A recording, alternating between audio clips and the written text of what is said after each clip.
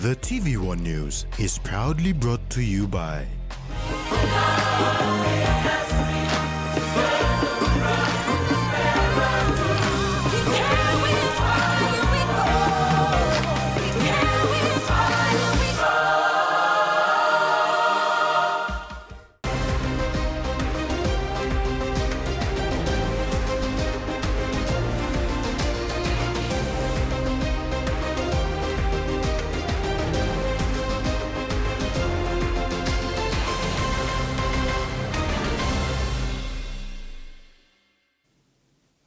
Hello, this is Wednesday's News. Thanks for joining us.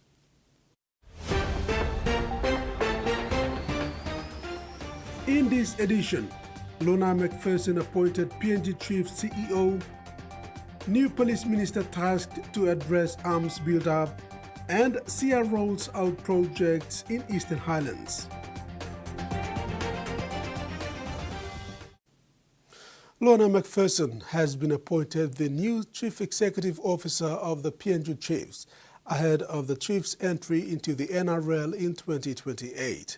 The announcement was made today by the Australian Rugby League Commission. Having spent more than a decade involved in rugby league in the country, Lorna McPherson has been given the honour to lead the new PNG NRL franchise as the CEO following the departure of Andrew Hill. Lorna has extensive experience in sports administration. Over the last decade, she led the growth of the Digicel ExxonMobil Cup, transforming it into a nationally unified competition that divides community youth development and commercial value. She also played a key role in advancing the establishment of the elite women's rugby league competition in Papua New Guinea, the Santos Cup. At the time of her appointment to the CEO role, Lorna was a director of the PNG RFL and director of the PNG Chiefs. With Digicel Pacific, she was the senior vice president heading the government relations, sales, distribution, retail and marketing across PNG. The new PNG NRL franchise will be entering the NRL in 2028, and the appointment of McPherson signals stability at the top leadership level. She is expected to get the house in order before the new franchise go into player recruitment next year and enter NRL in 2028. A minor cabinet reshuffle has seen the appointment of the regional member for Bougainville and Police Minister Peter Siamalili Jr. as the new Works Minister, filling the vacuum left behind by the passing of the late Minister Sola Mirisim. Member for Kompiam Ambum, Sir John Pundari, now takes over the role of the Police Ministry, while member for TVWAN Dr. Kobi Bomario returns to his old role as Housing Minister, and member for Menyamia, Solen Loifa, new Mining Minister.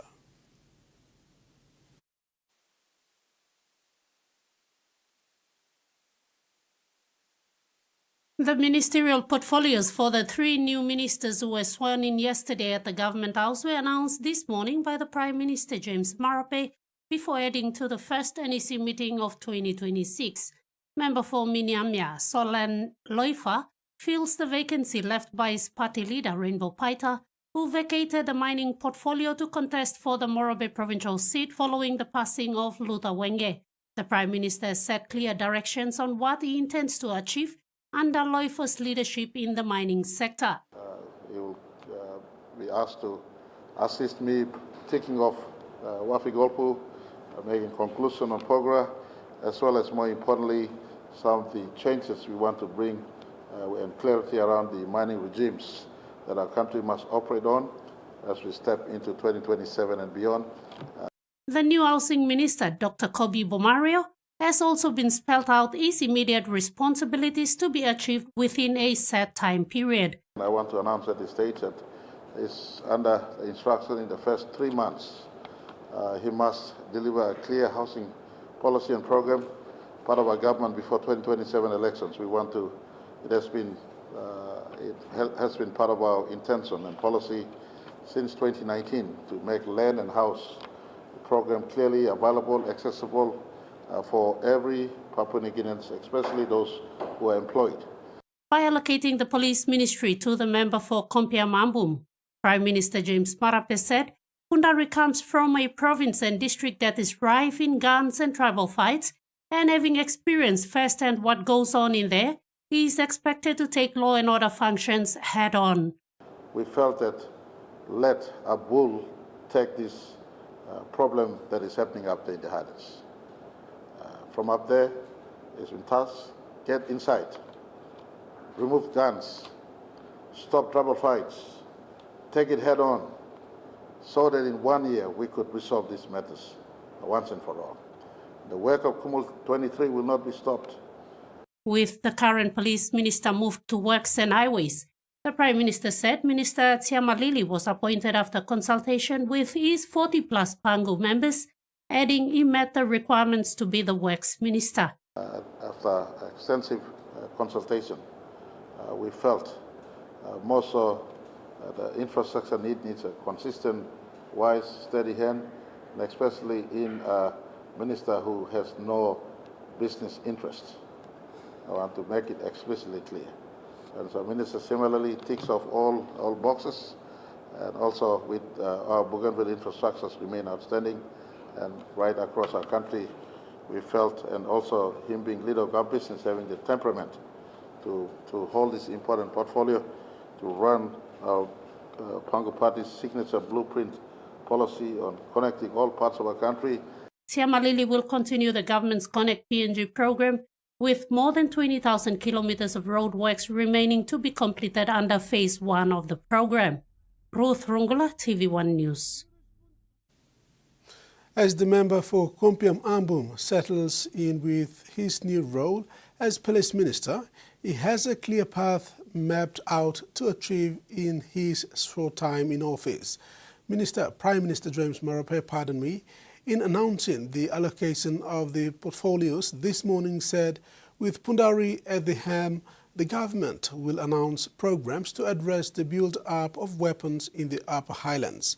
They will start with the guns amnesty program. First thing first, extract guns. And, under his words, we'll be calling for an amnesty period, that all guns returned. Cabinet may look through schemes to how to return all these guns from the hands of mercenaries. These guns, most of them were paid for by others outside of these trouble-torn areas and passed on to young men who are holding these guns. I want to tell all these young men around India, you return your guns. We may look into an amnesty period. We may look into a buyback scheme, so an amnesty period, a cut-off mark, and then you still hold onto this gun, we will hunt you down. Kumul 23, what you saw in Wapnamanda was not the full deployment of Kumul 23 force. We are sick and tired of guns in Tenga, Hela, Southern Islands, Highlands, across our country. Prime Minister James Marape has congratulated the newly sworn-in ministers, emphasizing the importance of their roles in contributing to the government's agenda and serving the people of Papua New Guinea effectively. During the swearing-in ceremony at the Government House on Tuesday, Marape expressed confidence in the new appointees and their ability to bring innovative ideas and energy to their ministerial portfolios. Prime Minister James Marape has tasked the new ministers to perform in the remaining months before the 2027 national elections. He says they were chosen out of all members of parliament and urged them to prove to the people of PNG that they can deliver. But more importantly, congratulate the three ministers who are sworn in this afternoon. Welcome Sepundari and Dr. Kobi Omaria back to Cabinet, and also, more importantly, the Honorable Solan Loifa. It joys my heart to see a young fellow stepping into Cabinet. I was a young fellow like him many years back, 2008, when I stepped into Cabinet. There is no training place for a person to be a leader of a country. You learn on the job. And so to the people of Myanmar, you're a fine leader, stepping in now. no campaign time, but unbiasedly. So, Honorable Solomon Leifa, it's my job to lift you here. It's your job to remain here or elsewhere. The Prime Minister also issued a clear warning to current ministers, highlighting the need for performance and accountability.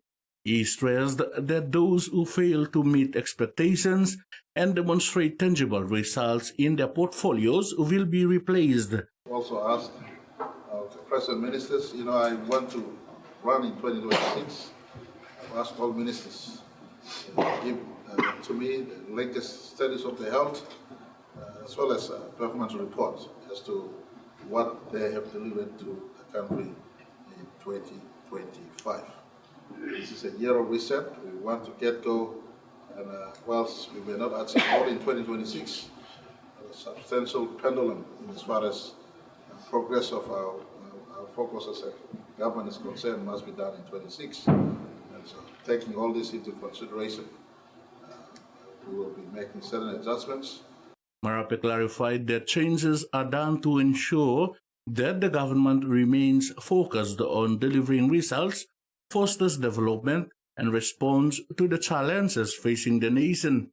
He said all ministers must align their efforts with the government's priorities and work diligently to achieve the objectives set forth. Freddie Mo, TVWAN News. Unstable power supply in the nation's capital has pushed Port Moresby General Hospital into a critical situation, risking patient safety and damaging essential medical equipment valued at millions of kina. The ongoing power fluctuations have severely damaged 3 of the hospital's 4 sterilization machines, leaving only 1 unit operational to meet the hospital's sterilization needs. The hospital reported that on Tuesday, January 13, it experienced 10 power blackouts throughout the day, which compromised patient care and placed hospital operations at significant risk.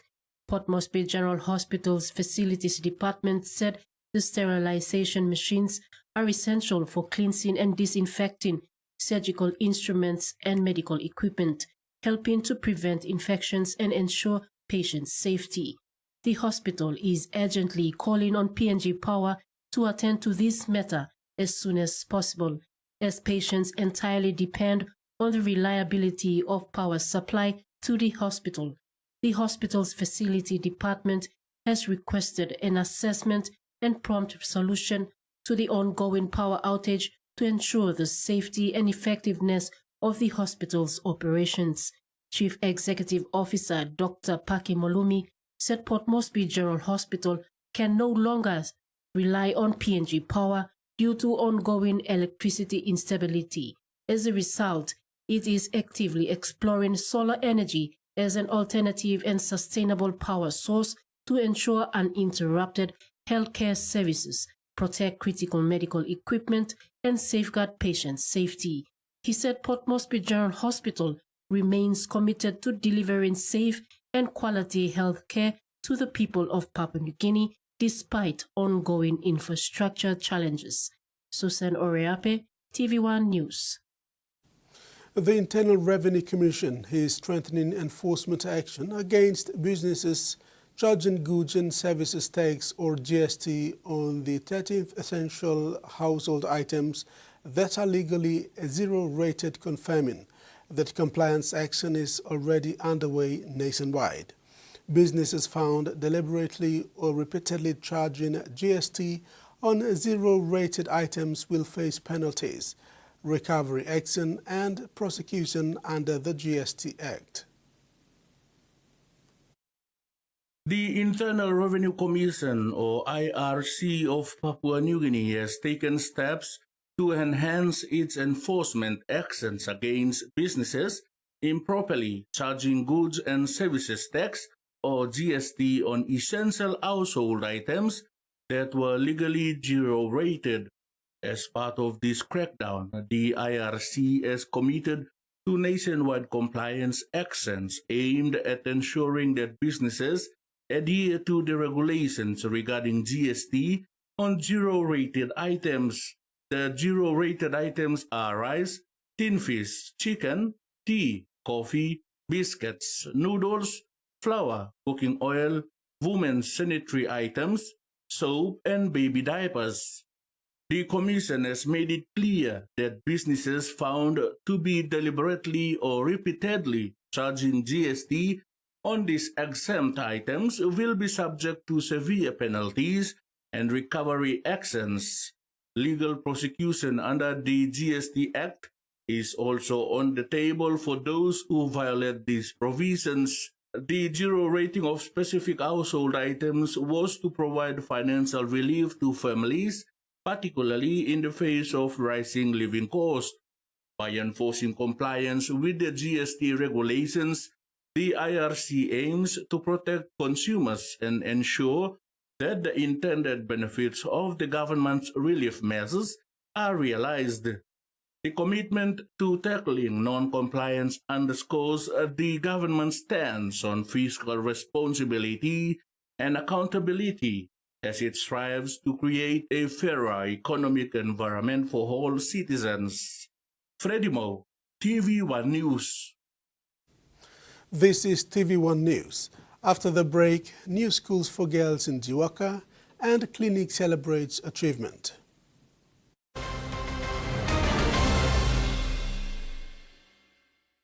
For too long, banking has felt out of reach for many. But now, BSP's One-Took Wallet is here to change that. Send and receive money, pay bills, and top up. It's your money, wherever, whenever. Because at BSP, we are committed to improving how our customers connect to our One-Talks, to our family, to the ones we love. BSP's One-Took Wallet.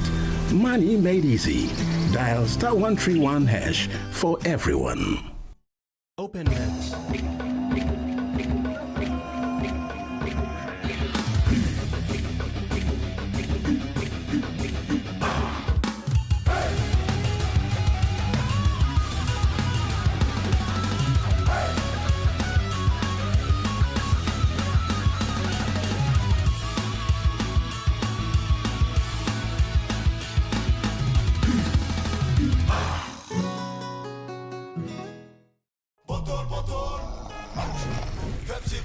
Tell him shorty come get it in. Come grind on me, but met it in. Mommy get loose, get loose, get loose. Pepsi in my hand, ice cold, no excuse. I tell him who's gonna bring the roof down. Pepsi with the fresh sound. Tell him who's gonna bring the roof down. Pepsi with that fresh sound. Pepsi, give me some Pepsi bottle. Pepsi, you like it? Pepsi, you like it? Pepsi bottle. Long year 2024, 7 baby i born one time HIV. HIV ikan go long baby long triple rot. Time bel mama ikat HIV, long time long carrying baby, na time baby isusu. Tasol yumi can help him bel mama, long look out him baby inside long bell. Go quick time long bel mama clinic, na kisim antenatal check. Time yumi pan him sick HIV ariap, o time bel mama i positive penis, early treatment ikan save him baby. Give him baby healthy start long life. Stop him spread long sick HIV eagle long baby. This lutok sawe ikam long National AIDS Council Secretariat. Meet UmiPay, your digital wallet from TISA Bank. Your gateway to seamless transactions. Withdraw cash anytime at your nearest TISA agent. Send money to family and friends. Hello, son. Anytime, anywhere. Top up and pay with just a scan. From taxis to coffee and small businesses, UmiPay makes every payment simple.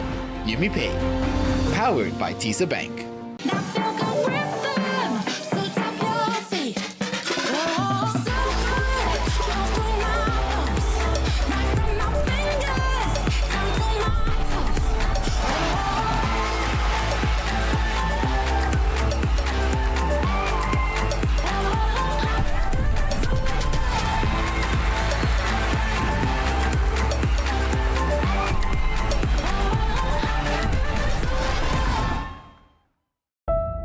Tell me your names again. I'm Venus. I'm Serena.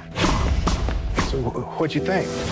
The chances of achieving the kind of success that you're talking about, it's just very unlikely. It's okay. They're just not used to seeing good-looking peoples like us. You're not going to just be representing you. You're going to be representing every little black girl on earth. This world has no respect for Richard Williams, but they're going to respect y'all. King Richard premieres Saturday, 9 p.m. on Warner TV.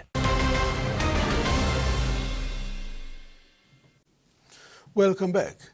A new school of excellence for girls in Jiwaka province is expected to open its doors for enrollment this year.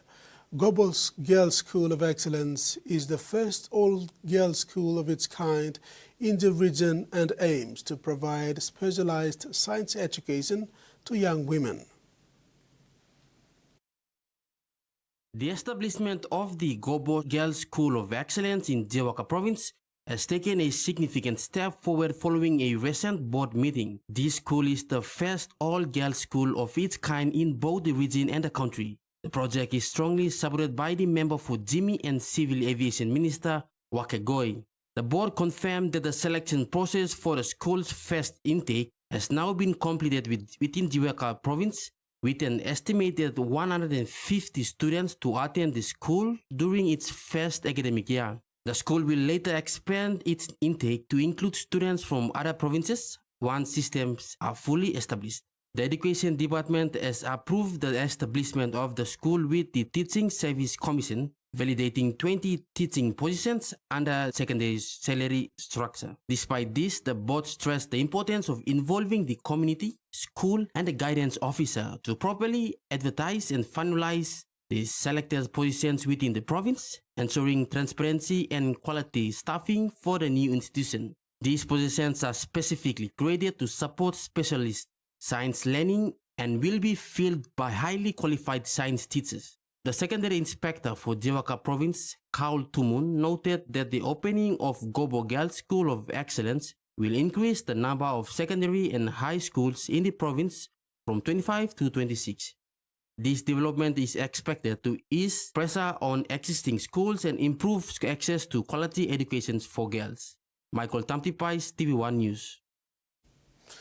3.3 million kina has been allocated for water and footbridge project across Eastern Highlands province, with contractors warned to fully deliver. Eastern Highlands provincial government made these fundings available this week for work to start. Eastern Highlands Governor Simon Sear distributed checks to contractors this week, stressing that the funds must be used to complete projects for the people. Check the project, see whether you carry out or not. You implement the project or not. All right? This is a warning. This is a warning to all the contractors. You get the money, deliver. Deliver it. Governor Sear warned that incomplete or abandoned projects will be reported to the Independent Commission Against Corruption. He pointed to past cases where contractors allegedly walked away with public funds. Sometime this month, January, we're going to sign the agreement with the Independent Commission Against Corruption. It's coming to Eastern Highlands. Wherever is a minor contract, minor project, or people major project, ICAC got the power, got the authority to check. This is a warning to all the contractors. You get the money, deliver. Deliver it. The governor also announced plans to sign an agreement with ICAC this month, allowing the commission to operate from Eastern Highlands to closely monitor development projects. Meanwhile, Provincial Administrator Alan Loss called on communities to take full ownership of the projects. Suppose you know local team, and by not benefiting you long time, and by not benefiting you.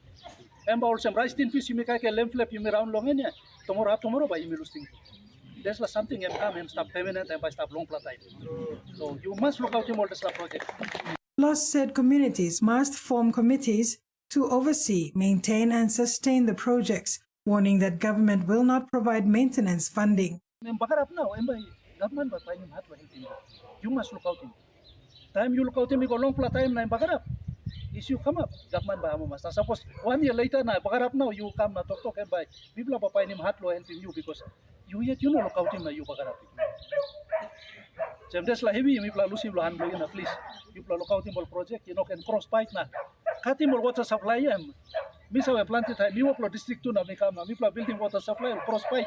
Or go cooking tank tu na, cut him pipe tu. The provincial government says accountability and community ownership are key to ensuring these projects benefit families for generations to come. Carol Kidu Jr., TVWAN News. The Metro Raya Urban Health Centre celebrated the first anniversary of its labour ward operations, marking a year of safe deliveries and quality maternal care for the Motu Koita and the wider NCD communities. On this day last year, the clinic welcomed its first newborn. Since then, the labour ward has successfully delivered a total of 511 babies. NCDPHA Chief Executive Officer Dr. Oge commended the milestone as a testament to strong leadership, community partnership, and the dedication of frontline health workers. Executives and employees of the Papua New Guinea aviation sector were encouraged to apply the principles of integrity and accountability during a dedication service held at the New Sky Pacific City Hall in Port Moresby today. And so the board, executives and employees of the Papua New Guinea aviation sector gathered at New Sky Pacific Limited City Hall as part of the inaugural dedication service for the 2026 under the theme Aviation 2026 with Faith and Trust. Those in attendance were encouraged to apply the principles of integrity and accountability as the fundamental values required from them to implement as they begin the 2026 working year. Civil Aviation Minister Wake Goy highlighted areas that needed improvement in the new year, including misuse of public funds. 10 million DSIP, 10 million infrastructure, can I steal something? And sometimes I will talk also, you know, you throw there, you throw there, you throw there, and you go and wait on the other side of the mountain. Some tips will come your way, or some fraction of that will come your way. Temptation is there all the time, but you can control him. Huh? Public funds, you must control him. Goy called for the aviation sector to publish financial reports so Papua New Guineans can know how public funds have been used in this sector starting this year. This, he said, is to ensure integrity and accountability are enforced. Everyone knows that, you know, flight tracking, everyone has it in their mobile, you know, seeing flights everywhere in the sky, going this way, that way, this way, that way. So we tell the nation that this is what we collect, this is what we have spent, this is what we have left. New Sky CEO said the aviation sector is an industry of safety. Therefore, safety must be at the forefront of their daily activity. Safety, and we need to make sure that the safety of the travelling public is first and foremost in our actions. Meanwhile, the service included a short sermon and a dedication prayer by a pastor to officiate the start of the 2026 official year for the aviation sector. Tracy Pa, TVWAN News. In finance news, the Kina closed lower at 0.2345 US dollars in the interbank market. At Bank South Pacific, our Kina was buying 0.2270 US dollars, 0.3366 Australian dollars, 0.1869 euro, and 35.87 Japanese yen. Looking at commodity prices at New York close, gold, coffee, and crude oil closed higher, cocoa and palm oil closed lower, and copper closed the day unchanged. And on the stock market, the Dow Jones closed lower, ASX closed higher, and all ordinaries closed higher as well. You are watching TV1 News. Stay tuned. We'll have the day's other stories when we return.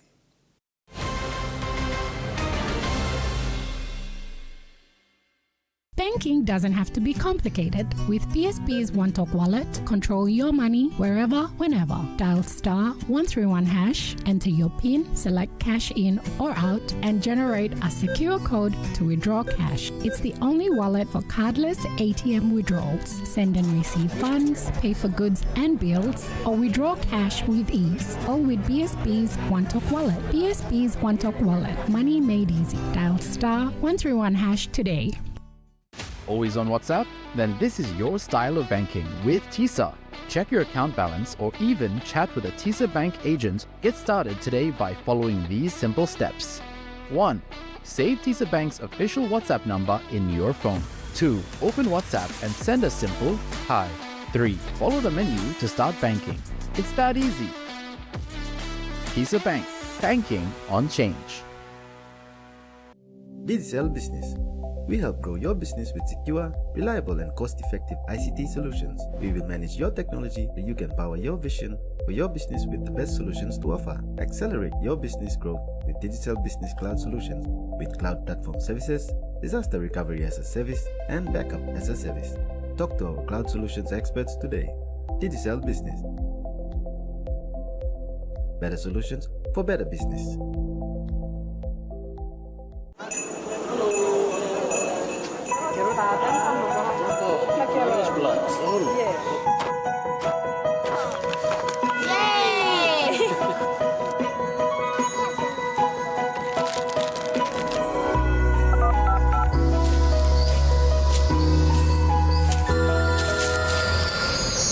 I'm on my way.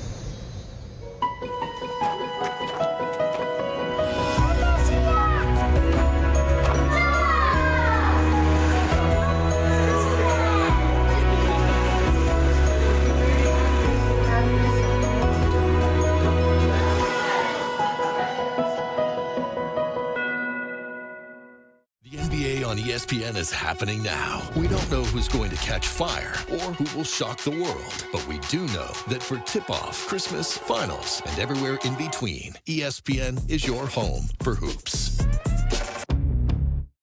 Change is constant. The world never stands still. Neither does ambition. The Consumer News and Business Channel. The markets twist and turn. Up, down, push, pull, growth, progress. We'll take you live to the floor of the New York Stock Exchange. It's not slowing down. If anything, it's getting faster, dynamic, relentless. No time to rest, to pause, to take a breath. It's not always easy to make sense of it all. They know nothing! Unless that's what you've been doing for the past 35 years. Our ambition is to be the best that we can be every day. Breaking news, unparalleled access. Mr. President, welcome. Good morning, Joe. And in-depth reporting. If you're just waking up, you're going to want to pay attention to this. Turning insight into opportunity. The action is just getting started. Empowering you from Wall Street to your street. This is the greatest show on earth. CNBC.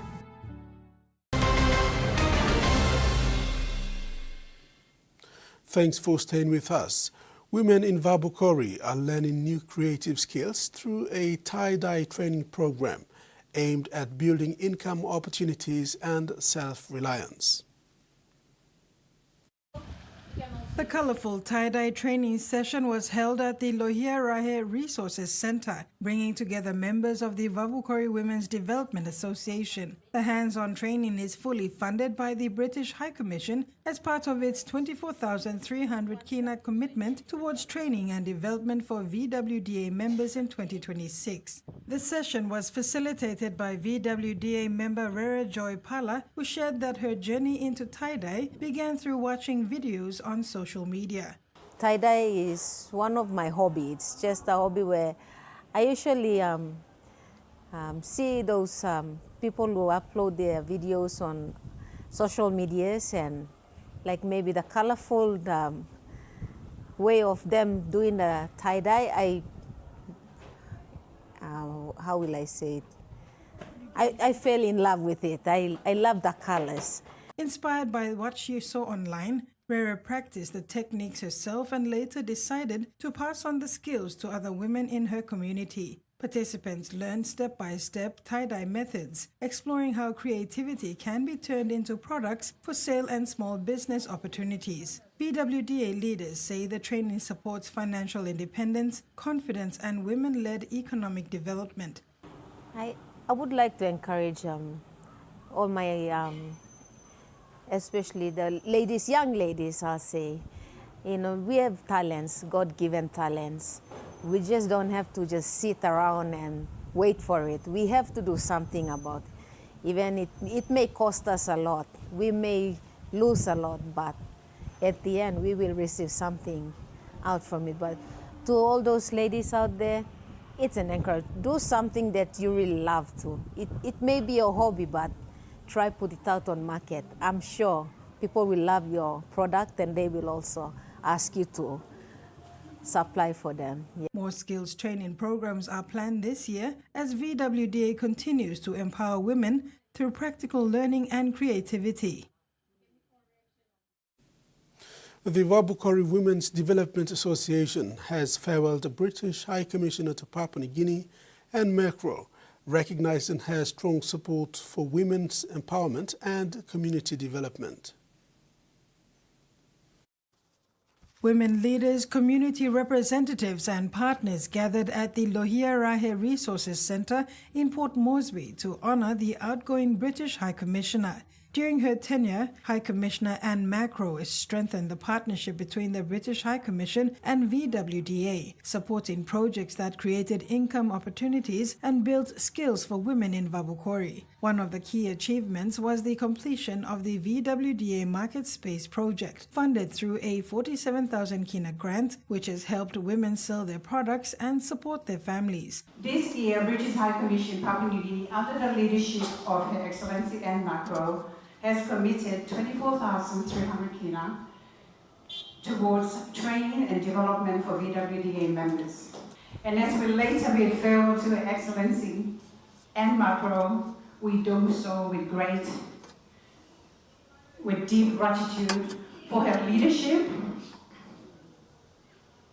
vision, and unwavering commitment to Papua New Guinea's development.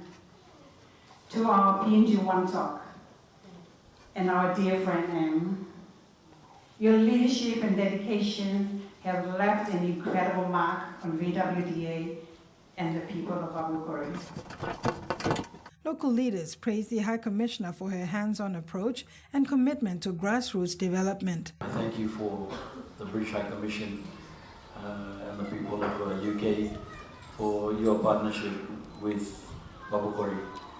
So I stand here as the councillor for Wabukori village to say thank you.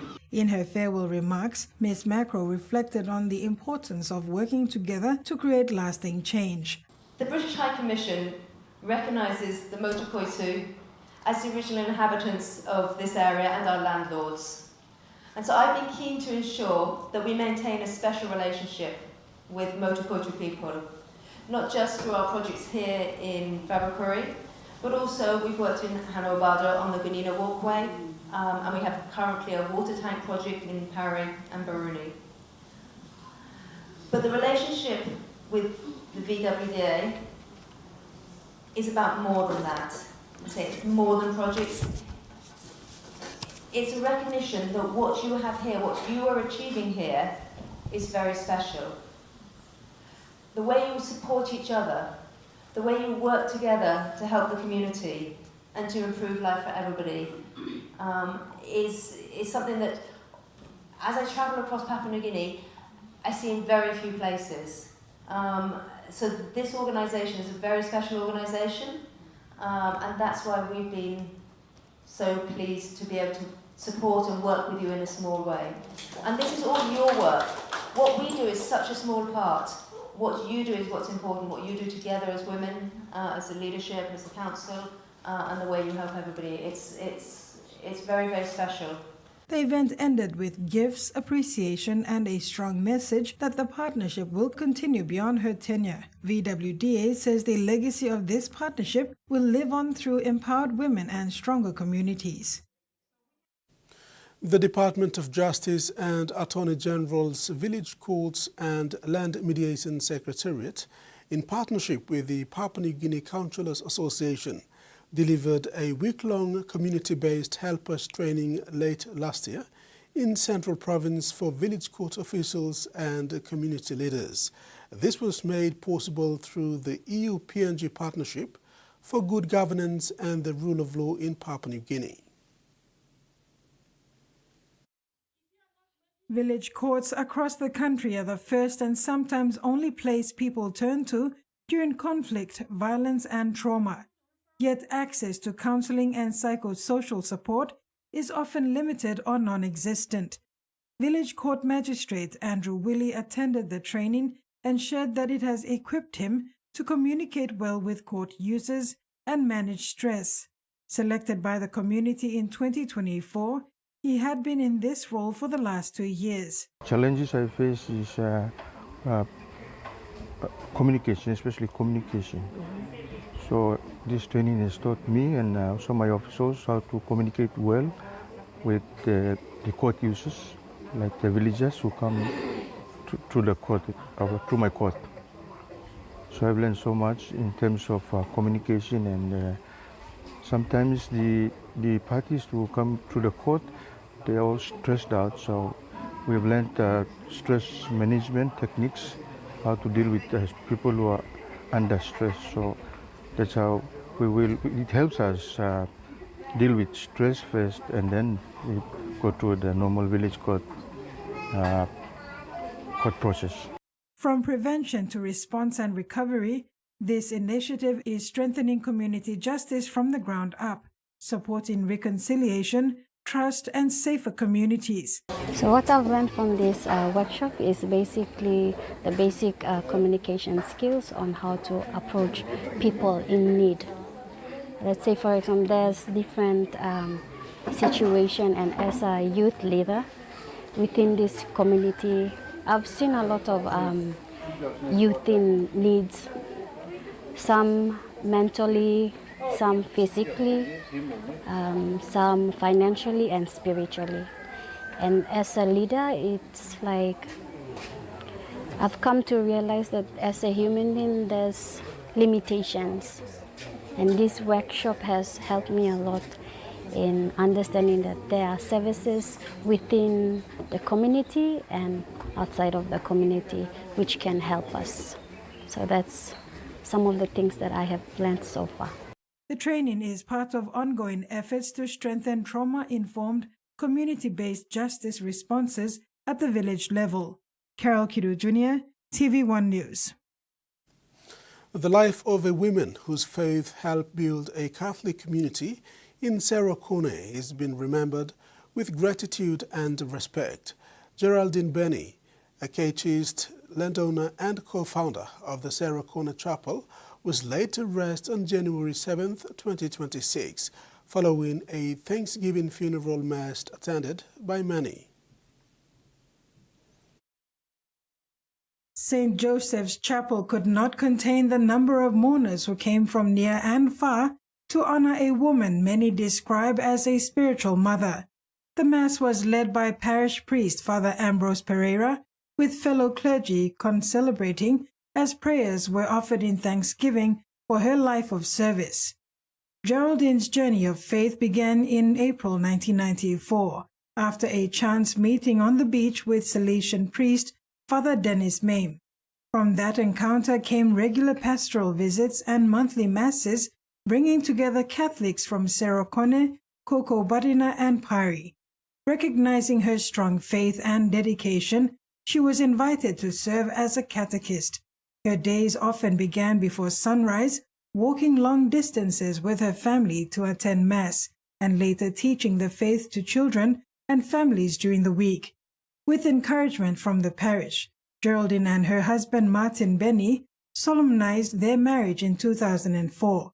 Together they shared their land so a chapel could be built and ensured it remained a place worthy of prayer and the Eucharist. Remembered as loving, compassionate, and deeply faithful, Geraldine Benny's legacy lives on in the chapel she helped build and the lives she touched. Her story is a reminder that simple faith lived daily can shape an entire community. Carol Kido Jr., TVWAN News. And that ends the news segment. Next in sports, Rugby League World Cup broadcast rights and Volandis hails McPherson's appointment.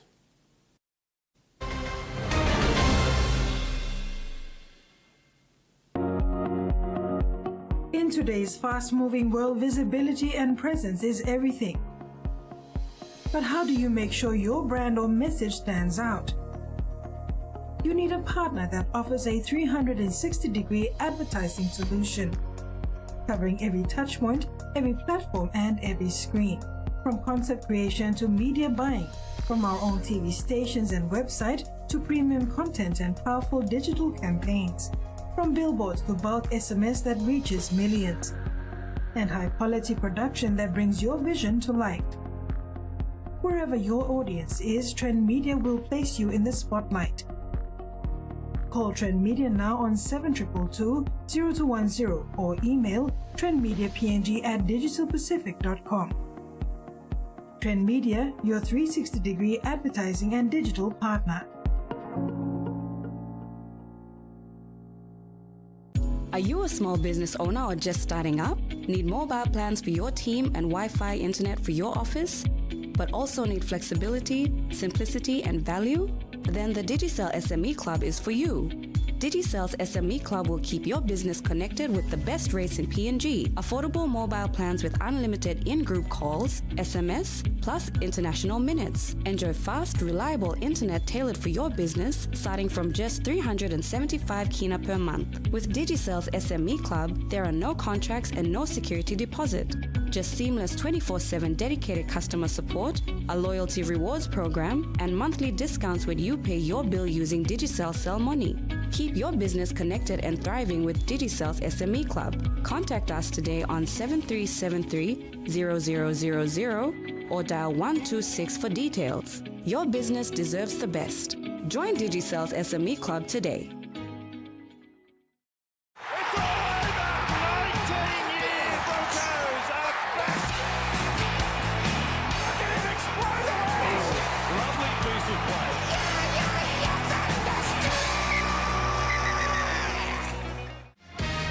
It's NFL season on ESPN. Energy, energy, energy! You know what that means. What a shot!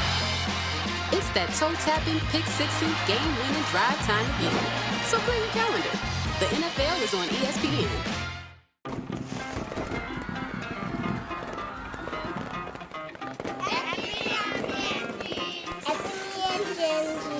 All right, show us your moves. Give me some music. Come on. You witch! Who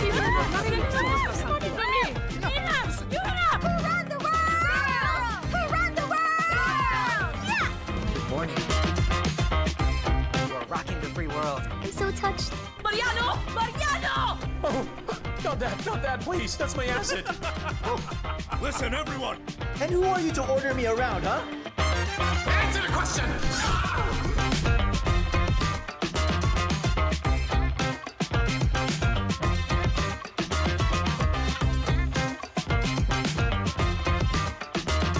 Happy New Year, PNG. Enjoy your celebration.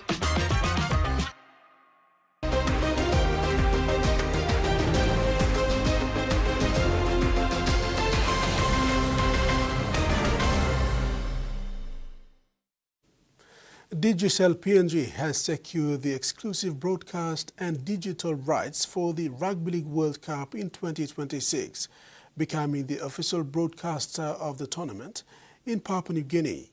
This landmark agreement highlights Digicel's commitment to Rugby League and its mission to connect fans across PNG and the Pacific to the pinnacle of international competition.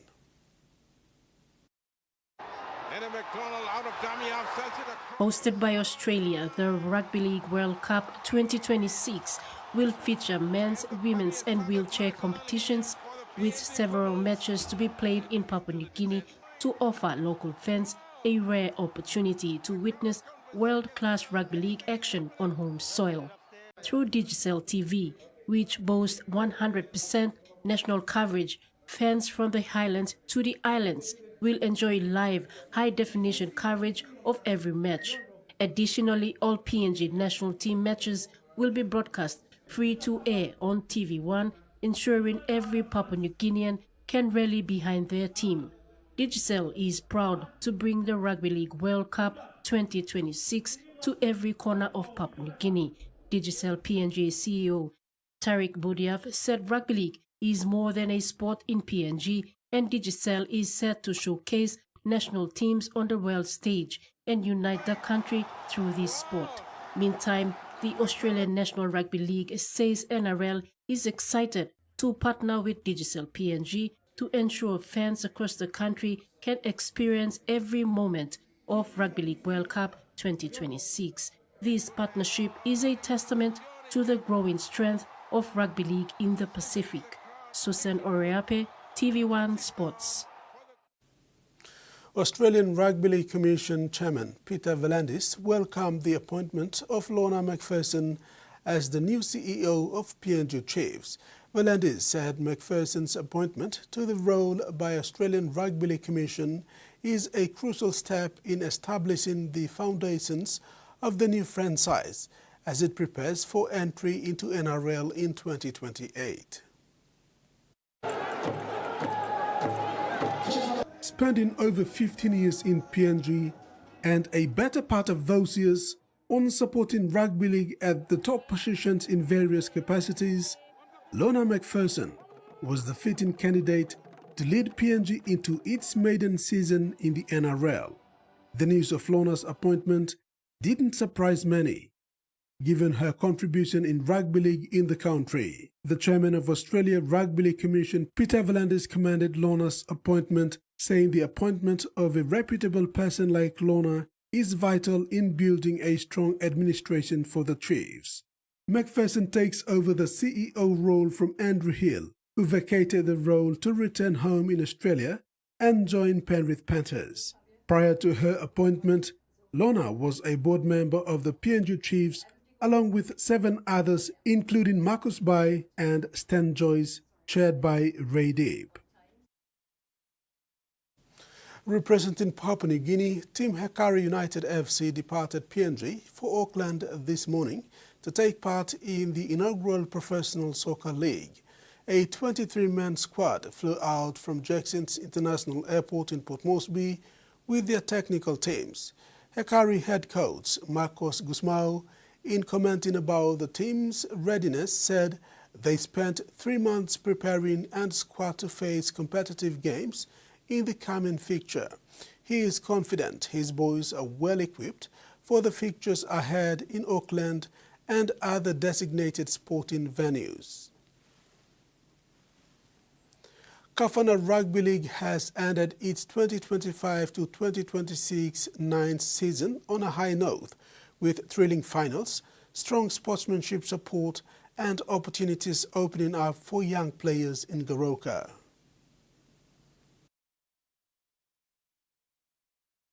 The Kafana Rugby League finals for the 2025 to 2026 ninth season attracted interest from Digital Cup selectors, including Bintango Goroka Lahanis. The finals brought together 22 teams after 5 weeks of competition. Nogumetoka Brothers dominated the senior men's grand final, defeating JBK Barbed Wire 21 points to 0 with 5 unanswered tries. Yupla want them all Narapla Rugby League players for participate inside lo night's competition Blomipla lo Deslaia, so improve la sportsmanship.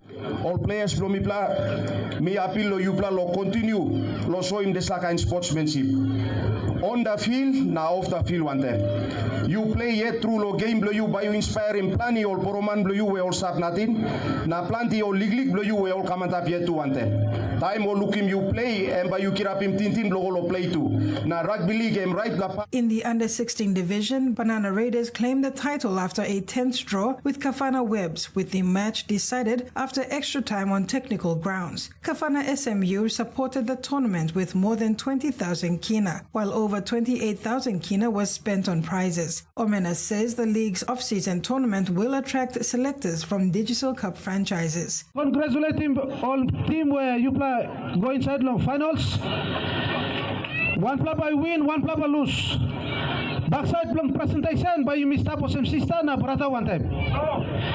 And by no na come up division, but and by come up. O and by showing tas all.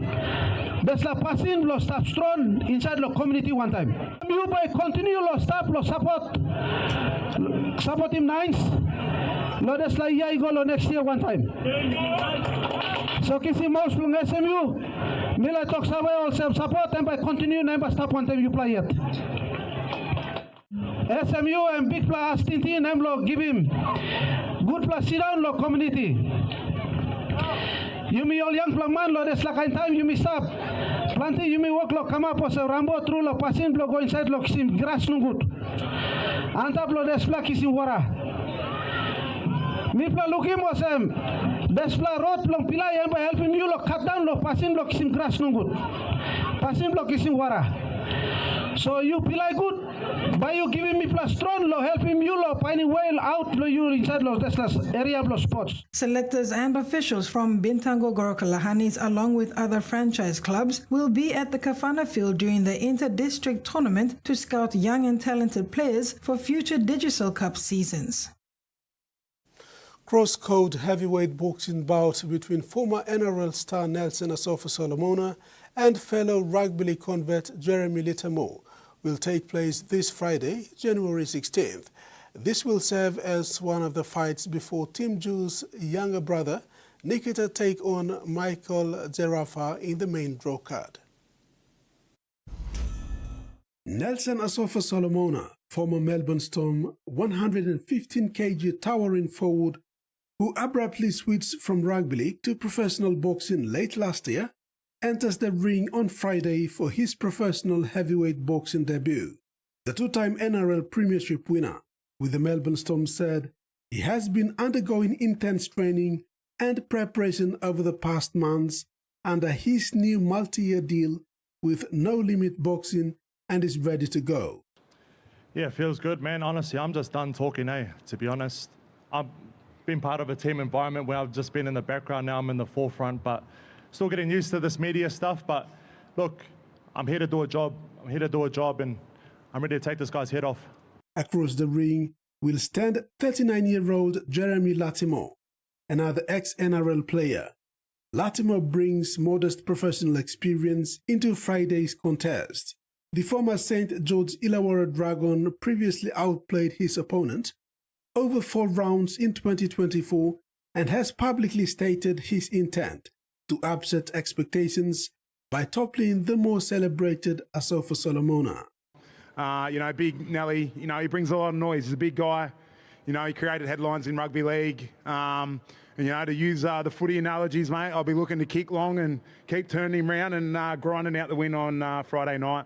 In the lead up to this bout, both men have traded respect and rivalry. Asofa Solomona has spoken passionately about his transition from rugby league to boxing. Latimer, on the other hand, praised his readiness to put on the show. Latimer noted that Asofa Solomona brings raw talent and strength, but he is ready for the big man. Both boxers are positive about their preparation ahead of their fight, and so as the boxing fans who want to see how the cross-code showdown unfold in the ring on Friday. And now the weather forecast.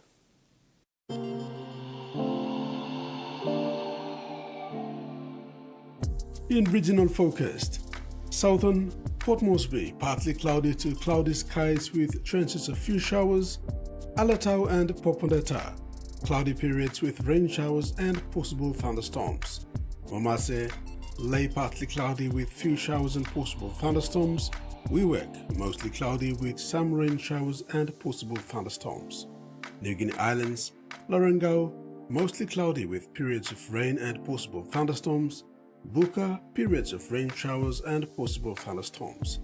And Islands region, Mount Hagen, Medi, Taru and Wabeg, cloudy periods with rain showers and possible thunderstorms. Ocean forecast for PNG areas for the next 24 hours. Coral Sea, seas rough to very rough with northwest winds of 25 to 48 knots.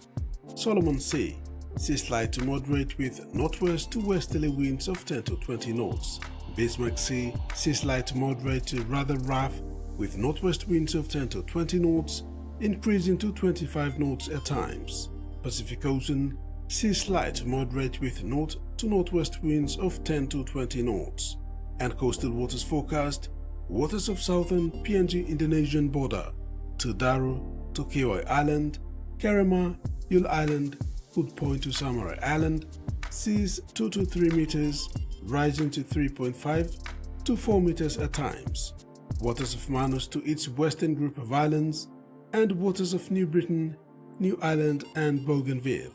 Seas 1 to 2 meters, rising to 3 meters. And that ends the news tonight. Thanks for your company. Good night.